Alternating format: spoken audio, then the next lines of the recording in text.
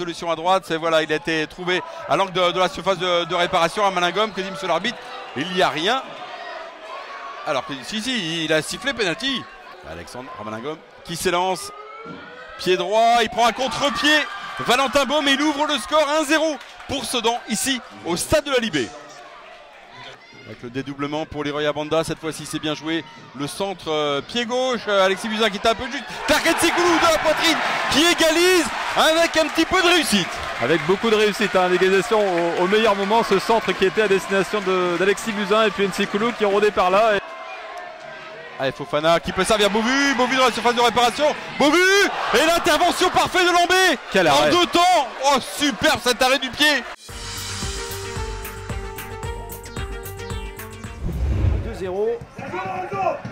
Et attention, il y a un bon ballon là de Maxime Blanc pour El Ouazzani. Attention.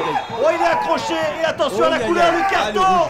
Et c'est le carton rouge sorti par Ahmed Taleb. Le pied d'Anthony Sivet qui accroche El Ouazzani et Chambly qui encaisse son 7e carton rouge de la saison. Rien ne sourit aux Camblisiens pour le reprendre.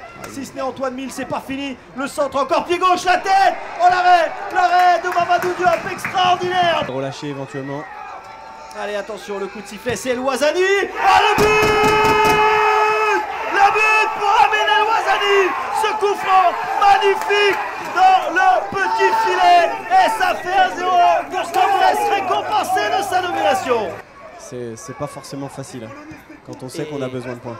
Et c'est surtout, attention, il va là, oui, trop vite. il va y avoir pénalty peut-être, que va dire monsieur Ahmed Taleb, qui a déjà encaissé 2 pénaltys cette saison, le gardien, mais qui en a aussi arrêté un Jordan Pierre-Charles. Il est bien tiré.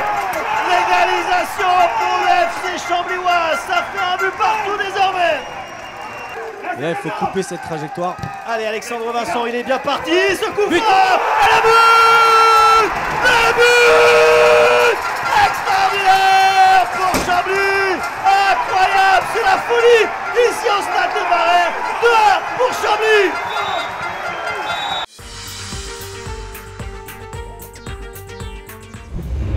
Qui va décaler le jeu sur le côté droit, le bon centre de Fodé Doucouré, oh la bonne tête de Cherendoy et le nouvel arrêt de Papalardo. En tout cas au moment d'en parler. Allez, le coup franc du FC7 dans cette surface de réparation avec ce bon contrôle, la frappe enchaînée. Oh le poteau pour Santi Ngom qui était pas loin. Et aussi les Sétois s'en sortent bien balle au pied avec désormais ce bon ballon dans la profondeur vers Najib Baouya. Oh le bon centre dans la course et alors l'ouverture du score. Santi Ngom qui avait eu une formidable occasion un petit peu plus tôt. Là cette fois-ci il ne l'a pas raté et il ouvre la marque. Son 6e but pour le meilleur buteur sétois dans cette saison. Mais le problème c'est que de l'autre côté du terrain il y a des fumigènes qui ont été jetés sur la pelouse.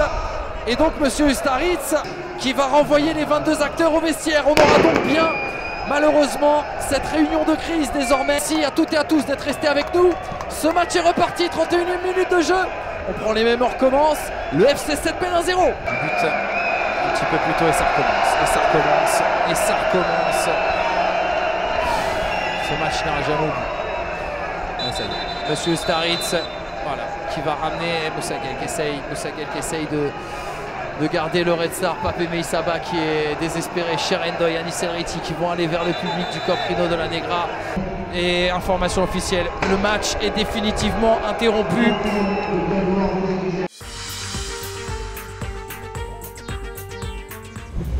Ben Caïd aujourd'hui, le centre il est pas mal avec derrière Vargas qui va pouvoir donner ce ballon sur la transversale.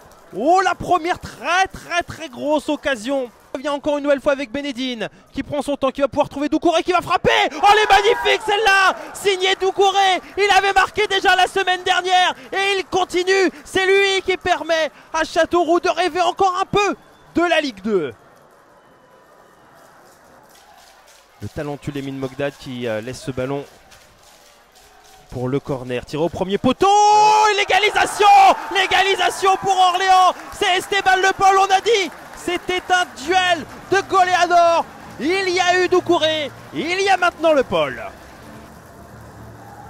Sur le côté gauche, avec encore une nouvelle fois Ben Caïd, le centre il est très bien fait, avec Esteban Le Paul qui l'a touché sur la barre transversale. Pas loin du doublé, Esteban Le Paul, c'est peut-être pas terminé. Les crampes de Lemine Mogdad. Mais il n'y a pas eu de but, pas pour le moment. Doucouré dans la surface de réparation.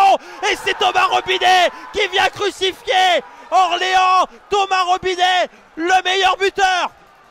Le meilleur buteur de ce championnat, 18e but. Et c'est lui qui permet de rêver encore un peu.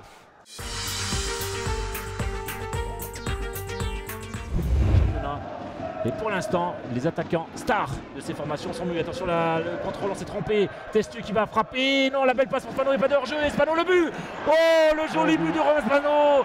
L'erreur signée Fabio Pereira. Et Romain Spano qui vient punir la défense cristolienne. Ça fait 1-0. Et bien voilà, Romain Spano qui rejoint Kevin Farad. Et il va être tiré par Ahmed Kachi. La parade de Rifi Mandanda.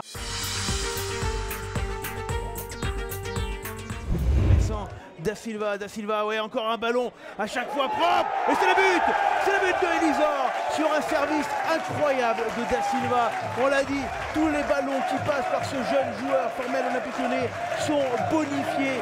Il a dosé très fort, c'est pas terminé pour Guillaume Cousse une nouvelle fois, la deuxième chance, le centre, la tête, le poteau, et c'est sauvé pour Alexandre Vardin. Le centre intéressant de Vardin. Oh, la parade de Jean-Christophe Boué.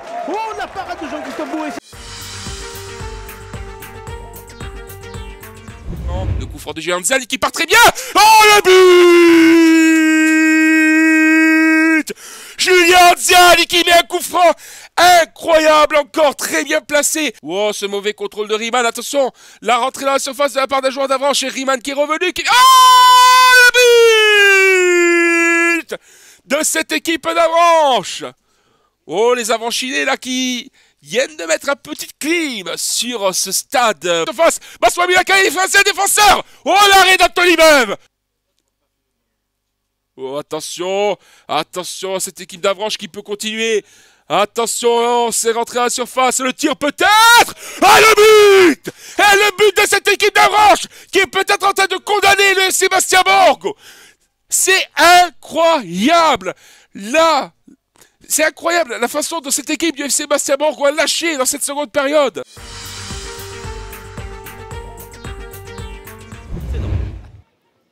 Attention à ce tentative avec Maxime Patier qui vient sauver un petit peu la maison. Lui aussi découvre le national. Oh, attention, il est bon ce ballon vers Maël Lilien. S'il y va à la vitesse, il passe le corps. Valentin Lavigne derrière qui a suivi la frappe peut-être de Valentin Lavigne qui va mettre dans l'axe. Et peut-être le premier but qui est marqué par le Stade Briochin. Mais où était la défense Scholtez sur ce coup-ci? 1-0 pour les visiteurs. Les affaires Scholtez ne s'arrangent pas. Valentin Lavigne, c'est un bon ballon. Attention physiquement parce que là, Tom Renaud s'est fait un petit peu bouger. Et attention à Amadou Sagna derrière qui est le premier à s'emmener le ballon. Nouvelle erreur peut-être défensive. Et Aymeric Gomis qui marque le deuxième dans l'incompréhension totale. La défense du SO Cholet aux abonnés absents cet après-midi, ce soir même plutôt. Et 2-0 pour le Stade Briochin. Aymeric Gomis qui porte sa... FAIT évidemment. Attention le ballon avec Mathieu Remors qui réussit à marquer une superbe volée. Elle est au fond des filets, le drapeau qui ne se lève pas et Mathieu Remors qui met le 3-0. C'est l'un des plus beaux buts assurément de cette 30e journée. Il venait de rentrer sur le terrain.